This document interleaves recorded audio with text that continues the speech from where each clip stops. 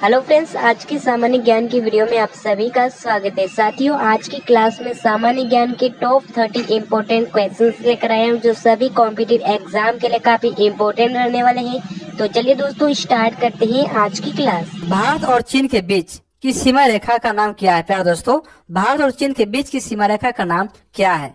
तो आपका सही उत्तर हो जाएगा ऑप्शन बी, यानी कि मैकमोहन रेखा। यानी मैकमोहन रेखा जो है भारत और चीन के बीच की सीमा रेखा है। भी आपका बिल्कुल सही जवाब हो जाएगा। चलिए, आपका अगला प्रश्न दिया गया है, अशोक स्तंभ में कितने सिर होते हैं?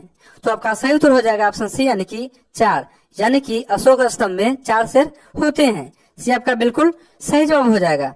चलिए, आपका अगला सवाल दिया गया है, भारत में कोयले का सबसे बड़ा उत्पादक राज्य कौन सा है? प्यारे दोस्तों, भारत में कोयले का सबसे बड़ा उत्पादक राज्य कौन सा है? तो आपका सही उत्तर हो जाएगा ऑप्शन ए, यानी कि झारखंड। ये आपका बिल्कुल सही जवाब हो जाएगा। चलिए, आपका अगला प्रश्न है, सैमसंग किस देश की कंपनी है? तो आपका सही उत्तर हो जाएगा ऑप्शन बी, यानी कि दक्षिण कोरिया। यानी सैमसंग जो है दक्षिण कोरिया की कंपनी है। भी आपका बिल्कुल सही जवाब हो जाएगा। चलिए, आपका अगला सवाल दिया गया है, DOS का पूर्ण रूप क्या है? प्यारे दोस्तों, DOS का पूर्ण रूप क्या है? तो आपका सही उत्तर हो जाएगा ऑप्शन ए, यानी कि डिस्क ऑपरेटिंग सिस्टम। ये आपका बिल्कुल सही जवाब हो जाएगा। आपका अगला प्रश्न है, महात्मा गांधी की माता का नाम क्या था? तो आपका सही उत्तर हो जाएगा ऑप्शन बी, यानी कि पुतलीबाई। यानी पुतलीबाई जो है महात्मा गांधी के माता का नाम था। भी आपका बिल्कुल सही जवाब हो जाएगा। चलिए, आपका अगला सवाल दिया गया है, स्वतंत्र भारत के प्रथम गवर्नर जनरल कौन थे? प्यारे दोस्तों, स्वतंत्र भारत के प्रथम गवर्नर जनरल कौन थे? तो आपका सही उत्तर हो जाएगा ऑप्शन ए, यानी कि लॉर्ड माउंटबेटन। ये आपका बिल्कुल सही जवाब हो जाएगा। चलिए, आपका अगला प्रश्न है, राष्ट्रीय शिक्षा दिवस कब मनाया जाता है? तो आपका सही उत्तर हो जाएगा ऑप्शन सी, 11 नवंबर। ये आपका बिल्कुल सही जवाब हो जाएगा।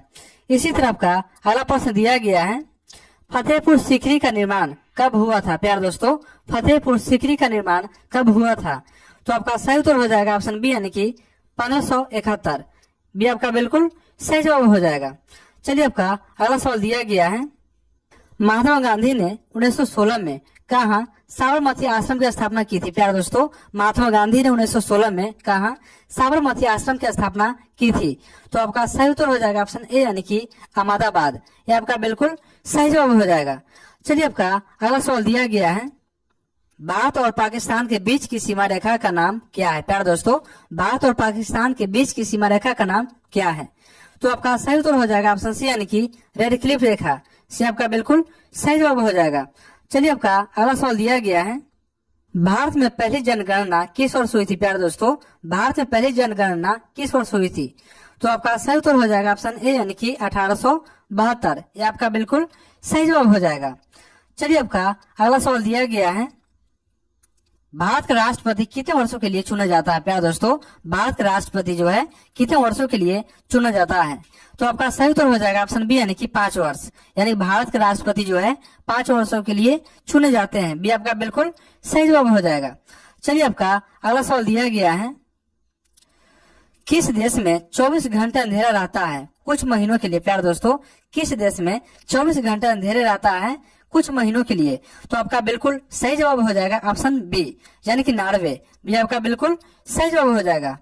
चलिए, आपका अगला सवाल दिया गया है, भारत के पहले उप प्रधानमंत्री कौन थे? प्यारे दोस्तों, भारत के पहले उप प्रधानमंत्री कौन थे?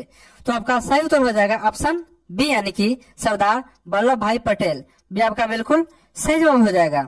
चलिए, आपका अगला सवाल दिया गया है, महात्मा गांधी की पत्नी का नाम क्या था? प्यारे दोस्तों, महात्मा गांधी की पत्नी का नाम क्या था? तो आपका सही उत्तर हो जाएगा ऑप्शन बी, यानी कि कस्तूरबा गांधी। भी आपका बिल्कुल सही जवाब हो जाएगा। चलिए, आपका अगला सवाल दिया गया है, चाणक्य किसके राजनीतिक गुरु थे? प्यारे दोस्तों, चाणक्य जो है किसके राजनीतिक गुरु थे? तो आपका सही उत्तर हो जाएगा ऑप्शन सी, यानी कि चंद्रगुप्त मौर्य। से आपका बिल्कुल सही जवाब हो जाएगा। प्यारे दोस्तों, इसी तरह का महत्वपूर्ण वीडियो पाने के लिए चैनल को सब्सक्राइब जरूर करें। चलिए, आपका अगला सवाल दिया गया है, देश के प्रथम शिक्षा मंत्री कौन थे? प्यारे दोस्तों, देश के प्रथम शिक्षा मंत्री कौन थे? तो आपका सही उत्तर हो जाएगा ऑप्शन सी, यानी कि मौलाना अब्दुल कलाम आजाद। से आपका बिल्कुल सही जवाब हो जाएगा। चलिए, आपका अगला सवाल दिया गया है, भारत में श्वेत क्रांति के जनक कौन माने जाते हैं? प्यारे दोस्तों, भारत में श्वेत क्रांति के जनक कौन माने जाते हैं? तो आपका सही उत्तर हो जाएगा ऑप्शन बी, यानी कि वर्गीज कुरियन। यानी बी आपका बिल्कुल सही जवाब हो जाएगा। चलिए आपका अगला सवाल दिया गया है, ऑपरेशन फ्लड अभियान किससे संबंधित है? प्यारे दोस्तों, ऑपरेशन फ्लड अभियान किससे संबंधित है? तो आपका सही उत्तर हो जाएगा ऑप्शन सी, यानी कि दूध उत्पादन से संबंधित है आपका ऑपरेशन फ्लड। से आपका बिल्कुल सही जवाब हो जाएगा। चलिए आपका अगला सवाल दिया गया है, भारत और अफगानिस्तान के बीच की सीमा रेखा का नाम क्या है? प्यारे दोस्तों, भारत और अफगानिस्तान के बीच की सीमा रेखा का नाम क्या है? तो आपका सही उत्तर हो जाएगा ऑप्शन बी, यानी कि डुरांड रेखा। बी आपका बिल्कुल सही जवाब हो जाएगा। चलिए आपका अगला प्रश्न है, पहली पंचवर्षीय योजना का मुख्य उद्देश्य क्या था? प्यारे दोस्तों, पहली पंचवर्षीय योजना का मुख्य उद्देश्य क्या था? तो आपका सही उत्तर हो जाएगा ऑप्शन बी, यानी कि कृषि विकास। बी आपका बिल्कुल सही जवाब हो जाएगा। चलिए आपका अगला प्रश्न दिया गया है, सूर्य की किरणों को सबसे पहले भारत में कहाँ देखा जाता है? तो आपका सही उत्तर हो जाएगा ऑप्शन सी, यानी कि अरुणाचल प्रदेश। से आपका बिल्कुल सही जवाब हो जाएगा। चलिए आपका अगला प्रश्न दिया गया है, दांत खट्टे करना मुहावरे का सही अर्थ होगा? तो आपका सही उत्तर हो जाएगा ऑप्शन बी, यानी कि हराना या सबक सिखाना। भी आपका बिल्कुल सही जवाब हो जाएगा। चलिए आपका अगला प्रश्न है, डिटॉल किस देश की कंपनी है? तो आपका सही उत्तर हो जाएगा ऑप्शन सी, यानी कि ब्रिटेन। यानी डिटॉल जो है ब्रिटेन की कंपनी है। से आपका बिल्कुल सही जवाब हो जाएगा। इसी तरह आपका अगला सवाल दिया गया है, महात्मा गांधी की पुण्यतिथि कब मनाई जाती है? तो आपका सही उत्तर हो जाएगा ऑप्शन बी, यानी कि 2 अक्टूबर। भी आपका बिल्कुल सही जवाब हो जाएगा। इसी तरह आपका अगला सवाल दिया गया है, भूकंप को किस यंत्र द्वारा मापा जाता है? तो आपका सही उत्तर हो जाएगा ऑप्शन सी, यानी कि सिस्मोग्राफ। यानी सिस्मोग्राफ के द्वारा भूकंप को मापा जाता है। से आपका बिल्कुल सही जवाब हो जाएगा।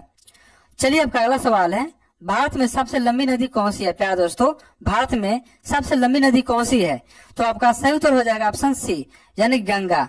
यदि इसकी लंबाई की बात करें तो 2525 किलोमीटर है। से आपका बिल्कुल सही जवाब हो जाएगा। चलिए आपका अगला प्रश्न है, पीचर प्लांट किस प्रकार का पौधा है? प्यारे दोस्तों, पीचर प्लांट किस प्रकार का पौधा है? तो आपका सही उत्तर हो जाएगा ऑप्शन बी, यानी कि कीट खाने वाला पौधा। यानी पीचर प्लांट जो है कीट खाने वाला पौधा है। भी आपका बिल्कुल सही जवाब हो जाएगा।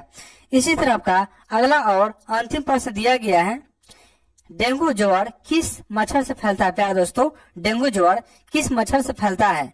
तो आपका सही उत्तर हो जाएगा ऑप्शन ए, यानी कि एडिस मच्छर। यह आपका बिल्कुल सही जवाब हो जाएगा।